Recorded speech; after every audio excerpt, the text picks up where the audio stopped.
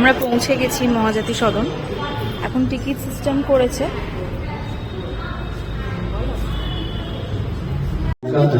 প্রথম সূচনা করে West Bengal dance group federation. আজকে আমরা মুখপুস্তকে দেখতে পাই প্রত্যেকে করছে।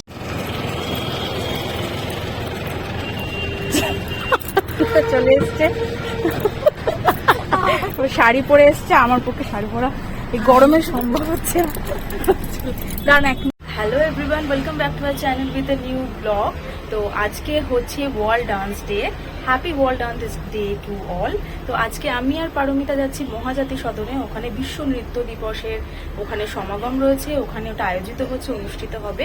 বিভিন্ন রকম ডান্স গ্রুপ ওখানে আসছে। তো আজকে আমি আর পারমিতা চলে যাচ্ছি ওটা দেখার জন্য।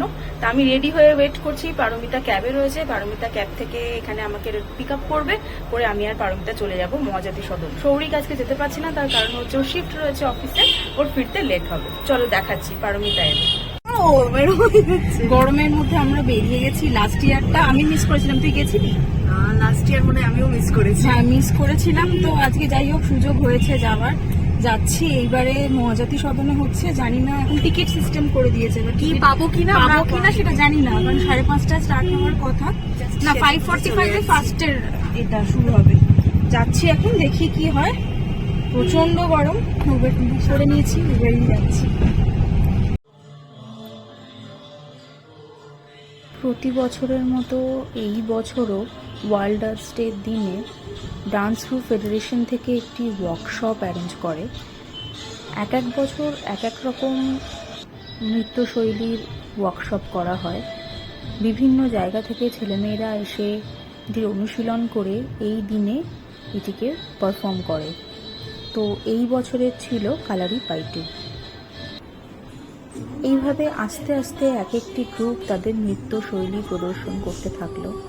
প্রত্যেকটা গ্রুপের বিভিন্ন রকম সাজ তাদের গানের সাথে এত লীলায়িতভাবে ছড়িয়ে গেছিল যে আমরা মুগ্ধ ছিলাম। একজন ডান্সারের কাছে স্টেজটাই তার প্রথম পরিচয় এবং শেষ পরিচয়। আমরা এই দিনে এখানে আসতে পেরে নিজেদের প্রচণ্ড সৌভাগ্যবতী মনে করছি।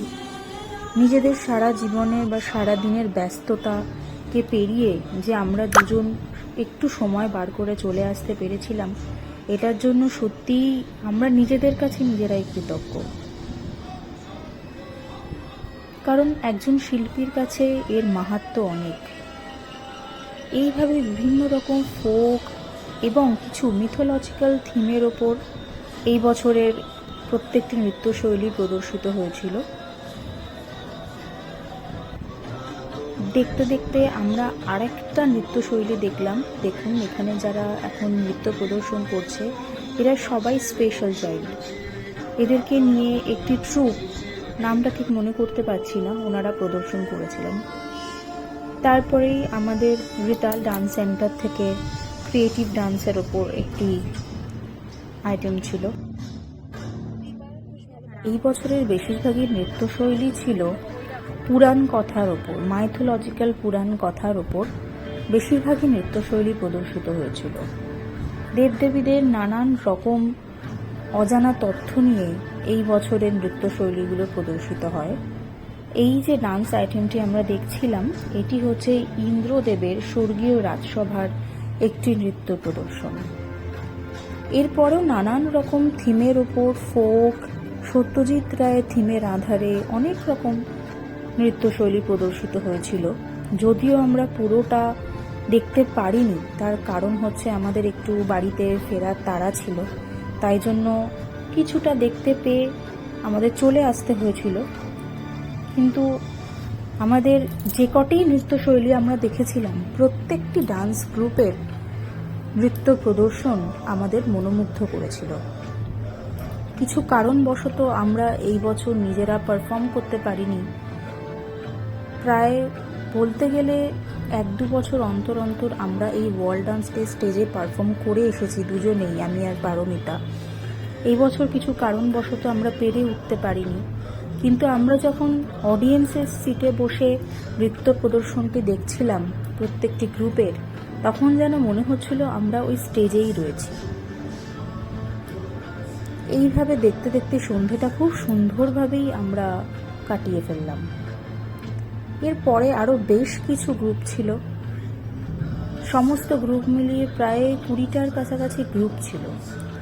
এই ওয়ার্ল্ড ডান্স ডেতে যে গ্রুপগুলো পারফর্ম করে এগুলো অডিশন দিয়ে কিন্তু ওনারা সিলেক্টেড হন।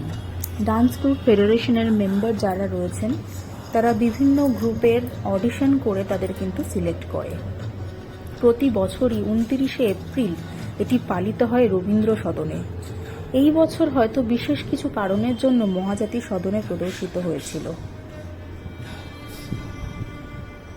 আমরা এই বেরোলাম হল থেকে, পুরোটা থাকতে পারিনি কারণ আজকে হচ্ছে ইডেনে ম্যাচ রয়েছে, তো সেই জন্য একটু তাড়াতাড়ি বাড়িতে ফিরতেও হবে কারণ মেট্রোর সমস্যা হবে।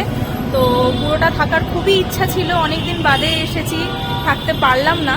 তা মানে মোটামুটি তাও 10টা মতো নাচ দেখতে পারলাম, খুবই ভালো লাগলো অনেকদিন বাদে এসে।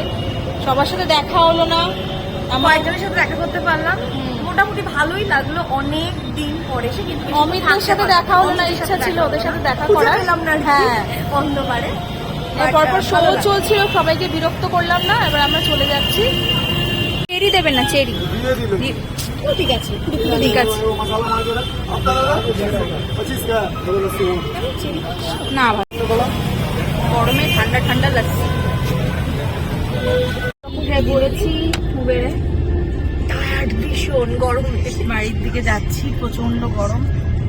মেট্রোর সামনে থেকে উবেরে উঠলাম কারণ তো গরমে আর ট্রাভেল করতে পারবো না। চলো বাড়ি গিয়ে আবার কথা হচ্ছে, আবার কালকে থেকে একই লাইফ। একজন বসে বসে IPL এর খেলা দেখছে আর আমপান্নার শরবত খাচ্ছে। কি চিল করছো তুমি? খেলা দেখছো, চিল করছো?